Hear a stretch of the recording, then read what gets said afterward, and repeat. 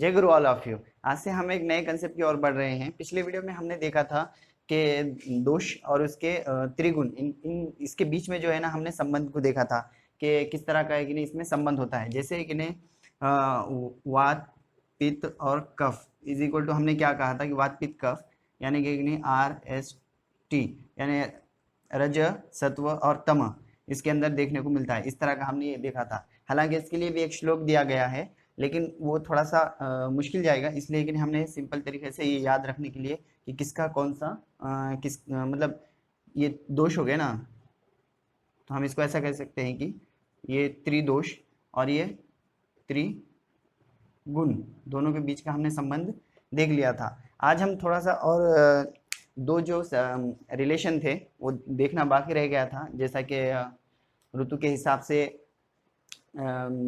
ये देखेंगे हम। ऋतु के हिसाब से जो है रस देखेंगे और फिर रस के हिसाब से एक मनुष्य का बल देखेंगे कैसा होता है। ठीक है, तो ये देख लेते हैं अभी।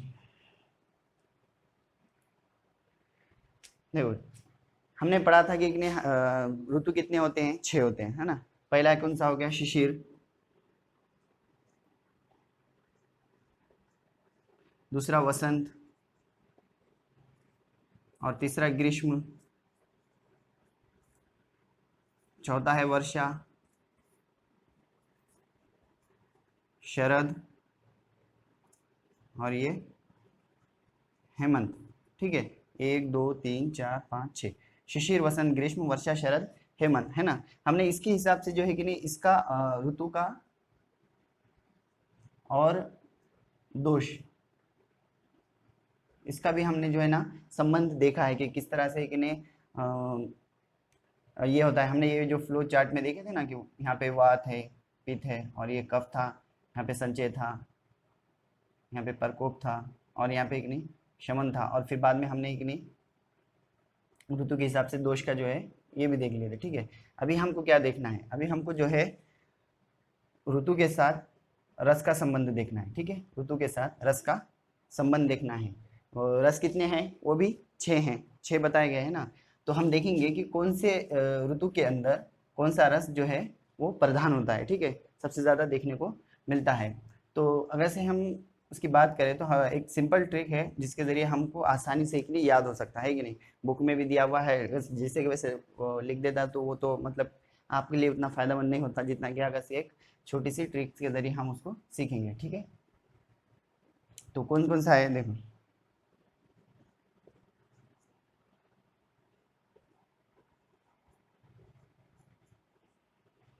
6 है ना अपने पास। रस कितने थे, 6 थे। मधुर, मधुर हो गया, अम्ल, लवण, कटु, तिक्त, कषाय। ठीक है, मधुर, अम्ल, लवण, कटु, तिक्त, कषाय। तो ऐसा याद रखो। देखो ये टी से क्या हो गया, तिक्त। इससे क्या हो गया, कषाय। ठीक है, और इससे क्या हो गया, कटु। और इससे क्या हो गया, अम्ल। इससे क्या हो गया, लवण। और इससे क्या हो गया, मधुर।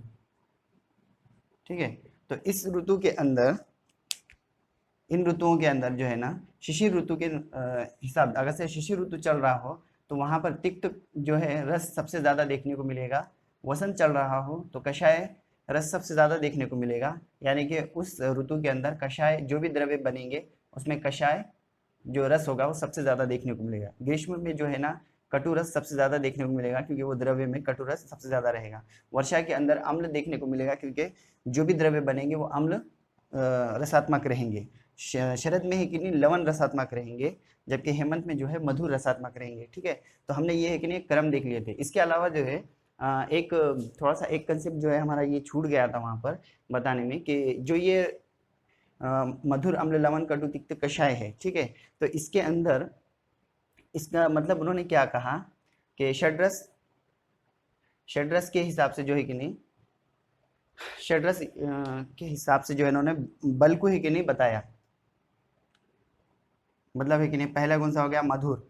उसके बाद मधुर अम्ल लवण, ये है कटु और तिक्त कषाय। ठीक है, मधुर अम्ल लवण मधुर, अम्ल, लवण, कटु, तिक्त, कषाय, ऐसा कहा गया था ना। तो ये कटु जो है यहाँ से यहाँ आ गया और तिक्त यहाँ पर आ गया, ठीक है। तो इस हिसाब से उन्होंने कहा कि जो बल इसका सेवन करने के बाद, ठीक है, ये रस जो भी है इनका आप सेवन करोगे तो सबसे ज़्यादा बल आपको किस में मिलेगा, कौन सा है कि नहीं, अगर से आप रस खाएंगे तो सबसे ज़्यादा बल मिलेगा और कौन सा कम खाएंगे तो कम मिलेगा, ठीक है। तो उन्होंने कहा कि देखो मधुर में सबसे ज़्यादा बल मिलेगा, अगर से मधुर का सेवन करें तो सबसे पहले आपको कौन सा रस खाना चाहिए, मधुर, ताकि आपको एक नहीं सबसे ज़्यादा बल प्राप्त हो। उसके बाद एक नहीं अम्ल का सेवन करें, फिर उसके बाद लवण, फिर उसके बाद तिक्त, फिर उसके बाद कटु और उसके बाद कषाय। यानी कि यहाँ पर थोड़ी सी हमने क्या करे, यहाँ पे थोड़ा सा एक्सेप्शन है, ठीक है, ये एक्सेप्शन है, ये देख लेना।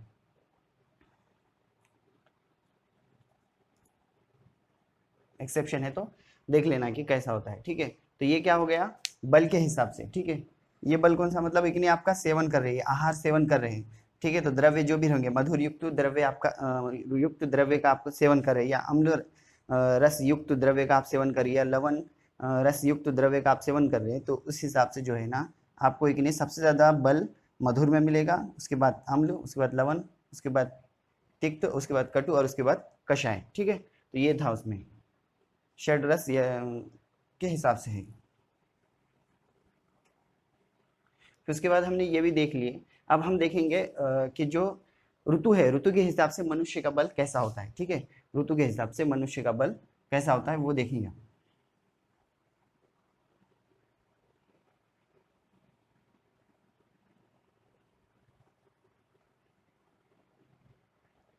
देखो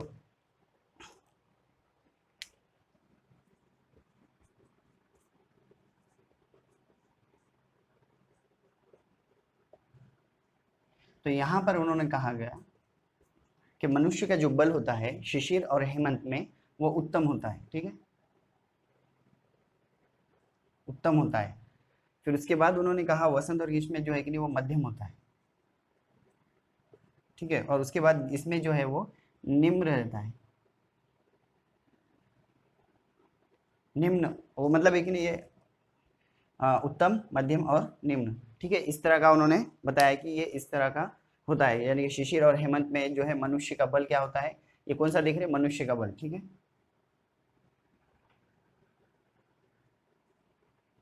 मनुष्य बल, मनुष्य बल देख रहे हैं हम। तो सबसे ज्यादा शिशिर और वसंत में उत्तम होता है कहा गया, उसके बाद शरद मध्यम होता है, फिर ग्रीष्म और वर्षा में जो है वो निम्न होता है, ठीक है। तो ये एक ने जो रह गए थे वो, अभी हम कहाँ देखेंगे, अभी ये सारे हमारे जो जितने भी ये थे ये खत्म हुए, लेकिन एक रह गया था और भी, जो कि है पंच महाभूत।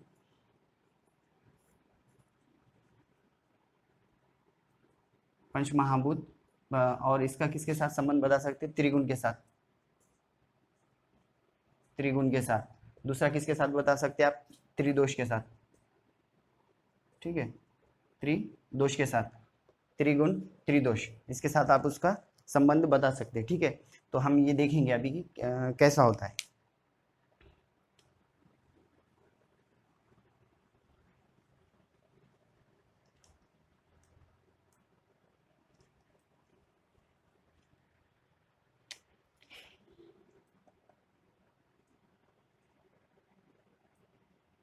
पंच महाभूत और हम देखेंगे त्रिगुण, इसके साथ संबंध।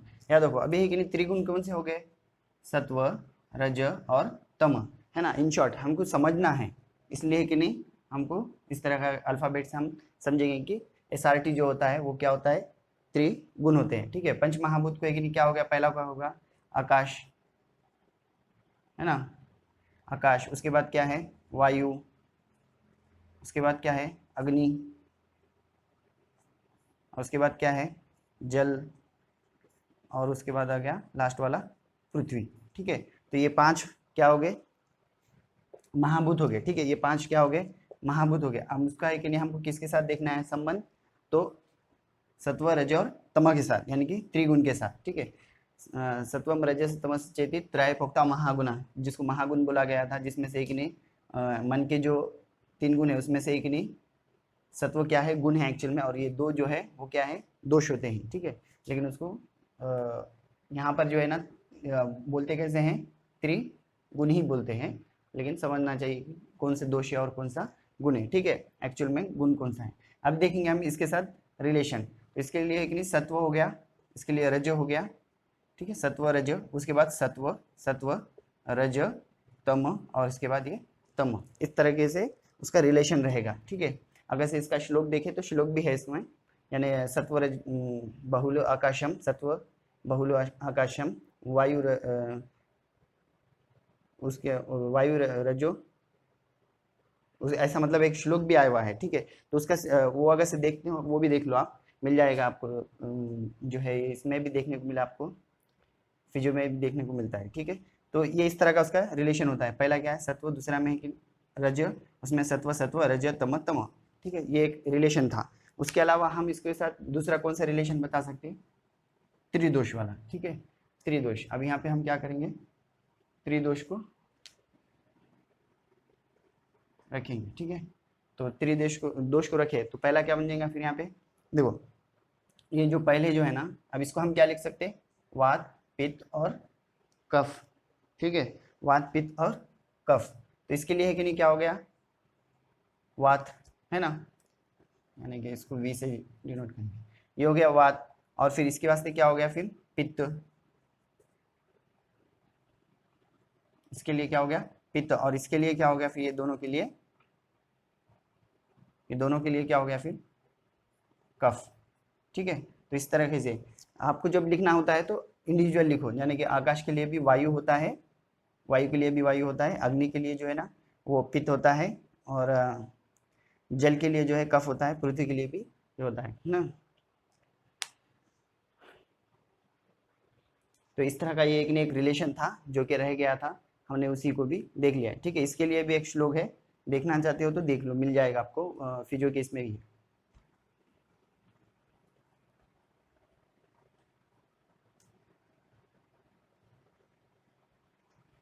अभी हमारा कौन सा बचा, अभी कि हमने ऑलमोस्ट जितने भी रिलेशन थे जो कि एक दूसरे से कि इंटरलिंक थे, हमने वो देख लिए। अभी हमारा बचा है कि कोष्ठ और कि उसके संबंध में कि दोष क्या कैसे होते हैं, ठीक है। उसके बाद अग्नि और अग्नि की प्रकार देखेंगे, ठीक है। तो उसके बाद कि अभी हम क्या करेंगे कि ये देख लेते हैं पहले, कोष्ठ, कोष्ठ किसे कहते हैं, ठीक है।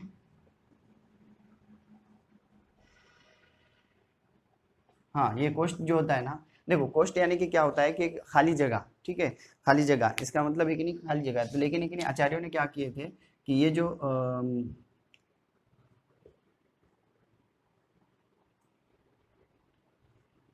इस हिस्से को जो है कि नहीं उन्होंने क्या कहा, कोष्ठ कहा था, ठीक है। क्योंकि यहाँ पर एक नहीं पचन कार्य होता है ना, तो यहाँ पर जितने भी कि नहीं ऑर्गन्स उसमें इन्वॉल्व रहेंगे, वो सारा का सारा जो है वो क्या कहलाया, उन्होंने वो कहा कि ये कोष्ठ है। लेकिन कोष्ठ का मतलब ऐसा नहीं है कि सिर्फ यही होता है, कोष्ठ का मतलब होता है खाली जगह, है ना। तो ये होता है, ठीक है। तो यहाँ पर एक नहीं हम क्या लिखेंगे, कोष्ठ से रिलेटेड हम इसको इस हिस्से को मानेंगे, ठीक है। ये तो उसके पैर और ये बीच का है। तो यहाँ पर अब जो कुछ भी इसके बीच में आएगा, जो पचन कार्य के अंदर भाग लेता है, वो सारे के सारे कै में आगे फिर कोष्ठ में आगे, ठीक है। तो ये हिस्सा, तो अभी हम क्या करेंगे, कोष्ठ, अभी एक ने आचार्यों ने क्या कहा कि कोष्ठ जो है ना वो कोष्ठ, क्रूर, मूर्धर, मध्य, यानी कि 3 प्रकार के होते हैं बोले। एक होता है बोले उन्होंने क्रूर, ये क्रूर, कोष्ठ क्रूर, मूर्धर, मूर्धो, और उसके बाद मध्य,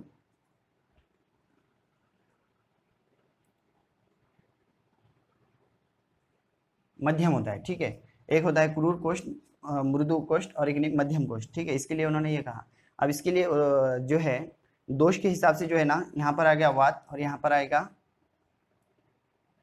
हाँ, यहाँ पर आएगा है कि नहीं वात, और यहाँ पर आएगा वात पित्त, और ये इसके लिए कफ, ठीक है, वात पित्त और कफ, इस तरह का बताया गया है, ठीक है। उसके लिए कि नहीं अग्नि कैसी होनी चाहिए, है ना।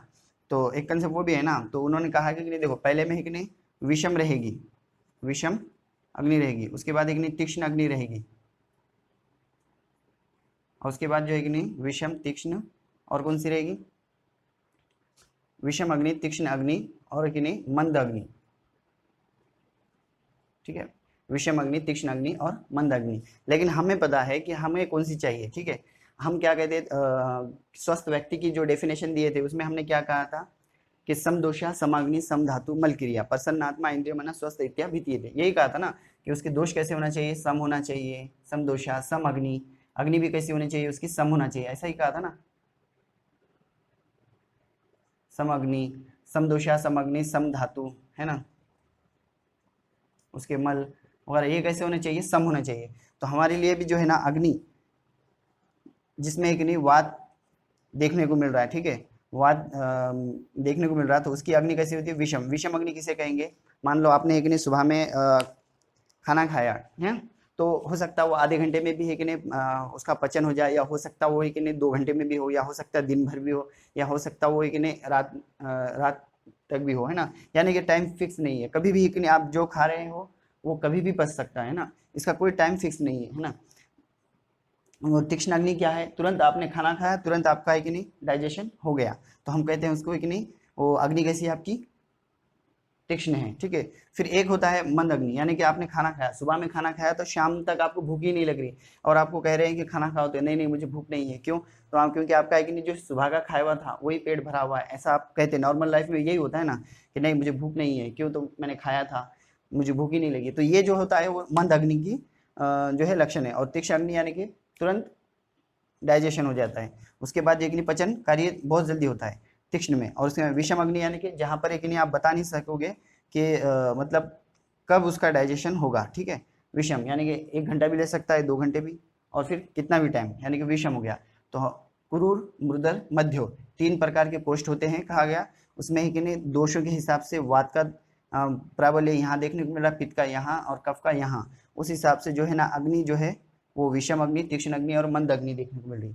ना विषम काम की है, ना तीक्ष्ण, ना मंद, हमें काम की है सम, सम अग्नि हमारे काम की है। दोष भी हमको एक नहीं, ना वात ना पित्त ना कफ, बल्कि हमें क्या है सम दोष चाहिए, है ना, रोगस्तु दोष वैषम्यम दोष सामान्यम आरोग्यता, इतना कहा गया है, ठीक है। तो इस हिसाब से हम इसके बाद वाला जो भी कंसेप्ट रहेगा, जैसे कि अग्नि के प्रकार, वो हम क्या करेंगे, अग्नि के प्रकार, आप अग्नि समझना पड़ेगा ना कि अग्नि एक्चुअल में होती क्या है, तो ठीक है उसको हम एक नेक्स्ट लेक्चर में कंप्लीट करते हैं।